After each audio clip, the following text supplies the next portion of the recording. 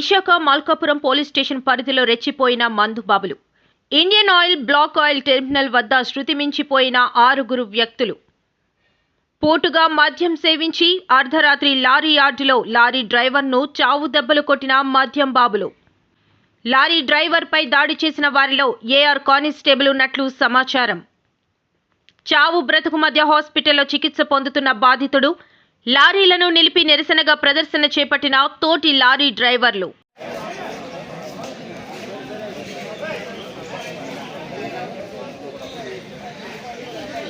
కార్మికులకు భద్రత లేదండి. నిన్న సాయంత్రం రఫీ గారికి ఇలా లోడ్ చేసుకొని వస్తుంటే అవుటర్స్ ఇక్కడ వచ్చి విచ్చలవిడిగా మద్యం జూదం అనేది ఈ ప్రాంగణంలో విపరీతంగా జరుగుతుంది. ఈ యాజమాన్యానికి ఎన్నిసార్లు తెలియపరిచినా కనీసం ఎటువంటి ఇది శ్రద్ధ కూడా తీసుకోవట్లేదు. ఇక్కడ కార్మికులకు ఒక రోజు బండి లోడ్ అయ్యి వెళ్ళిందంటే అతను 4-5 రోజులు పోయాక అర్ధరాత్రి అపరాత్రి ఇక్కడికి వస్తాడు. వచ్చి ఇక్కడ నుంచి ట్రక్ పెట్టి ఇక్కడ పార్క్ చేసి ఆయన సొంత వెహికల్ మీద ఇంటికి వెళ్ళాలి. ఇంటికి వెళ్ళేటప్పుడు ఈ రాత్రి పగలు కూడా ఇక్కడ మద్యం జూదం బాగా విపరీతంగా పెచ్చిమీరిపోవడంతో కార్మికులకి భద్రత లేదు. భయంగా బతుకుతున్నారు. ఇక్కడ లోడింగ్ కూడా ప్రతి కంపెనీ ఉదయం 8 గంటలకు లోడింగ్ స్టార్ట్ అయ్యి 5 గంటలకల్లా క్లోజ్ అయిపోద్ది. కానీ ఈ కంపెనీ మాత్రం రోజు 10 గంటల వరకు లోడింగ్ చేస్తారు. నైట్ ఎక్కువ లోడింగ్ జరుగుతుంది. ఎందుకోసం ఇలాగా? ప్రతి కంపెనీ మార్నింగ్ టైంలో లోడింగ్ జరుగుతుంది కదా, ఈ కంపెనీ మాత్రం నైటే లోడింగ్ జరుగుతుంది. అసలు లోపల ఏం జరుగుతుంది? లోపల మాత్రం కాటాలు పనిచేయవు, ర్యాంపుల మీద అసలు సామగ్రి కూడా సరిగ్గా పనిచేయదు. ఎన్నిసార్లు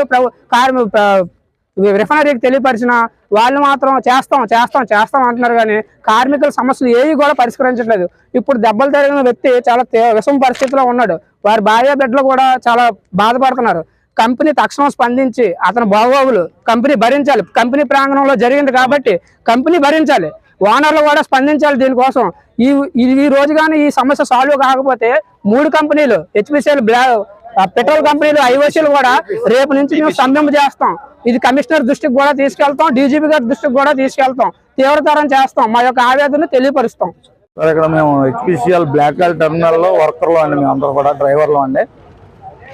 నిన్న 3 గంటల సమయంలో బండి లోడ్ అయ్యి బయటకు వచ్చిన సమయంలో ఇక్కడ బయట అవుటర్స్ వచ్చి ఇక్కడ మందు తాగడం జరుగుతుంది హెచ్పిసిఎల్ రోడ్లోని. దీని మీద మేము ఎన్నోసార్లు హెచ్పిసిఎల్ వాళ్ళకి కానీ మల్కాపురం పోలీసు వాళ్ళకి కానీ మేము మెసేజ్ ఇవ్వడం జరిగింది.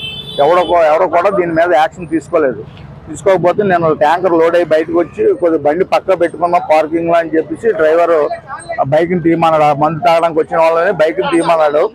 బైక్ని తీసేటప్పుడు తీయమని చెప్తే దాని మీద వాళ్ళిద్దరూ డిస్కషన్ చేసుకున్నారు. 4 ఉన్నారు.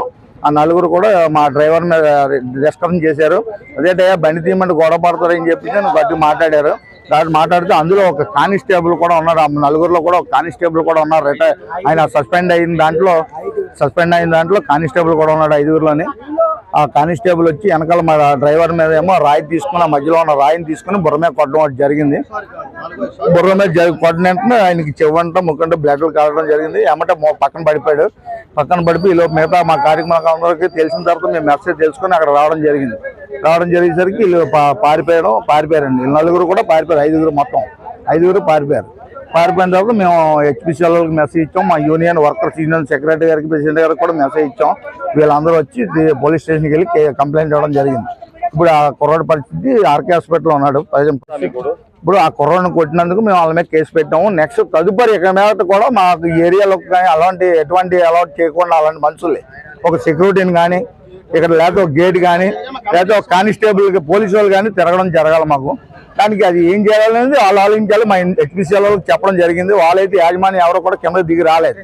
ఈ రోజు వరకు మమ్మల్ని పట్టించుకోలేదు. ఇప్పటి వరకు ఎన్నోసార్లు చెప్పాం కానీ ఎవరో మాకు సంబంధం లేనట్టుగా అబ్బాయి పరిస్థితి కొద్ది దారుణంగా ఉంది. ఆయన కానిస్టేబులే కొట్టాడు. మెయిన్ కానిస్టేబులే కొట్టడం జరిగిందండి. కానిస్టేబుల్ నరేందర్ అండి. ఆయన అంటే ఇప్పుడు చూసాను, ఆయన పేరు మనకి తెలీదు.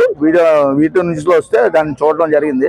చూస్తే ఆయన పేరు నరేంద్ర కానిస్టేబుల్ అని చెప్పేసి వాళ్ళు ఆయన ఎక్కడ చేస్తున్నా మనకు తెలియదు. రిటైర్డ్ సస్పెండ్ కానిస్టేబుల్ అని చెప్పేసి మెసేజ్ వచ్చింది. ఇప్పుడు ఆ మెసేజ్ చూసాను అన్నమాట.